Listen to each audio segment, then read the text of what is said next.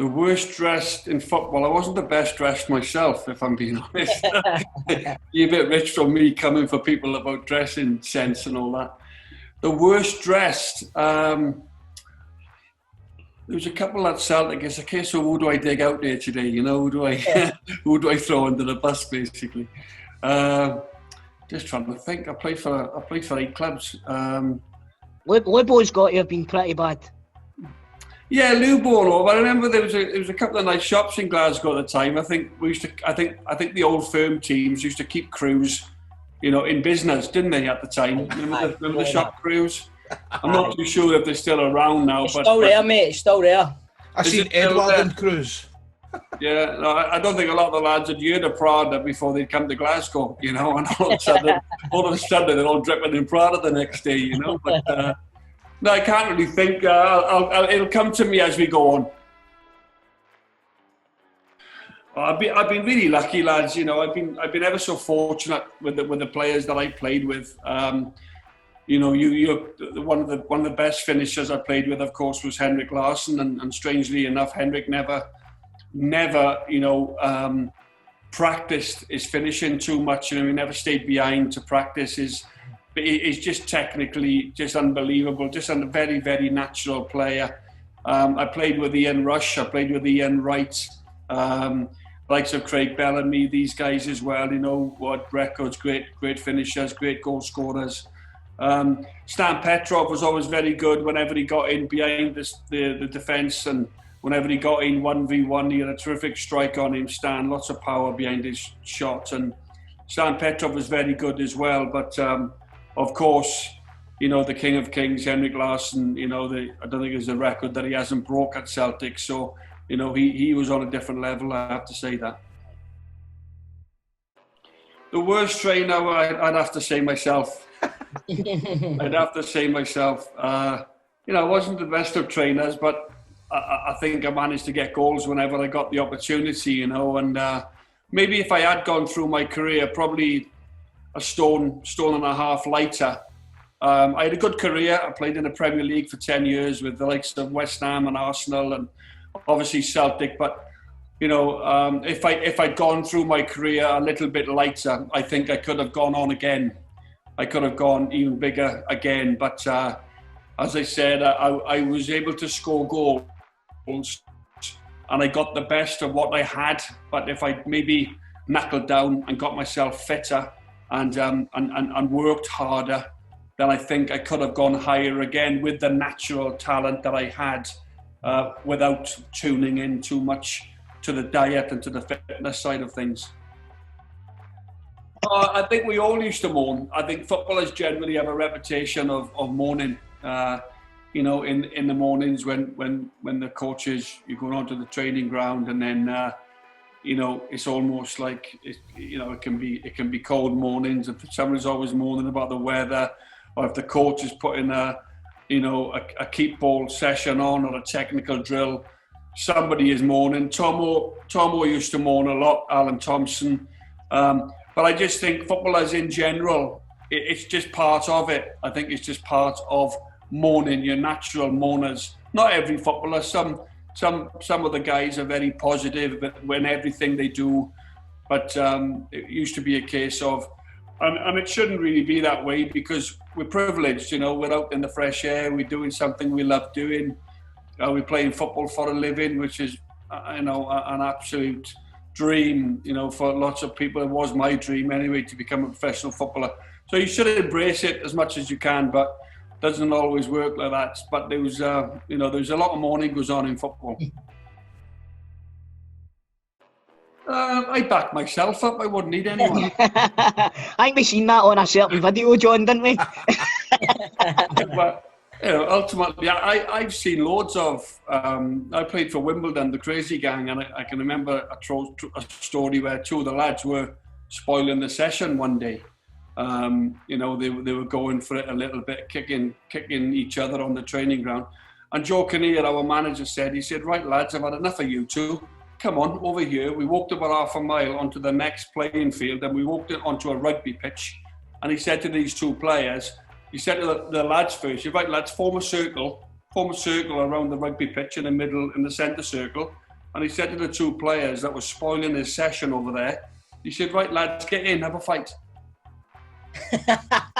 He said to him, he said, go on, have a fight. You two are spoiling my game over there. Spoiling it for everybody else. Right, we've come all the way here and have a fight. And of course, he did it more so to embarrass them and to say, look, you know, you're kicking lumps of, you know, whatever out of each other over there. What's your problem? You know, we were teammates, we were meant to be together. But I didn't mind the physicality. I enjoyed that side of the game. I think that's what a lot of managers brought me to football clubs because of my strength and the fact that I was aggressive. You can't be overly aggressive because you're sent off every week. I was only sent off twice in 220 games for Celtic, and one of them was rescinded. So it was only one sending off in 5 years, which, you know, you take that. Aye. Well, actually, the correct answer to that question is Bobo Baldi. So yeah, Bobo's quite strong, yeah. Bobo did say, you know that. So Bjorn Mjällby as well. Bjorn Mjällby, we used to call him Dolph. Big Dolph. Lundgren, you know, Rocky 5. Rocky 4, get it right, my man, Rocky 4. Oh, Rocky 4 is one of my favourites as well. Rocky 4. Best looking. I'm just trying to think. Best looking. Let's have a look. Best looking. Who was hot? Was what? Who was hot? Well, Johan was, you know, Johan had lovely blonde hair and everything, didn't he? And, you know, he looked after himself. He was always in great shape. So I'll go for Johan Mjällby. Skillful. I played with Ryan Giggs, you know, with the national team for 10 years. Ryan had a bit of everything, really. He had pace, he had skill, he could score a goal, he could make a goal. I think he's Manchester United's record appearance holder. Ridiculously skillful, you know, fantastic. So again, you know, I'm really fortunate. I played with Paul Merson at Arsenal and other great players as well. Whitey was very skillful. Henrik was very skillful. Did you play with Di Canio at West Ham? No, I didn't. They bought Di Canio out of the money they got for me. Right. I left on the Wednesday to go to Wimbledon, and they signed Di Canio. Harry Redknapp signed Di Canio from Sheffield Wednesday on the Thursday. So, but he's a player. I missed him at Celtic, and I also missed him at West Ham. So, a great player, maverick as well. You know, a character. So, he's one that I would love to have, you know, shared the pitch with. I think we'd have probably been decent as well as a pairing because I could knock him down. He could take them on. He could make goals for me, and he'd have been a great partner for me. I think on this teammates, man, Ryan Giggs is probably the best answer we're ever going to get. FMD. Unless you had said Henrik Larson. Come on, but Ryan Giggs. Well, Henrik had everything. I could put Henrik at the top of each category. Henrik was good looking as well, wasn't he? You know, good looking guy, Swedish. Wouldn't I struggled in a night out, I'll tell you that. Exactly right, yeah.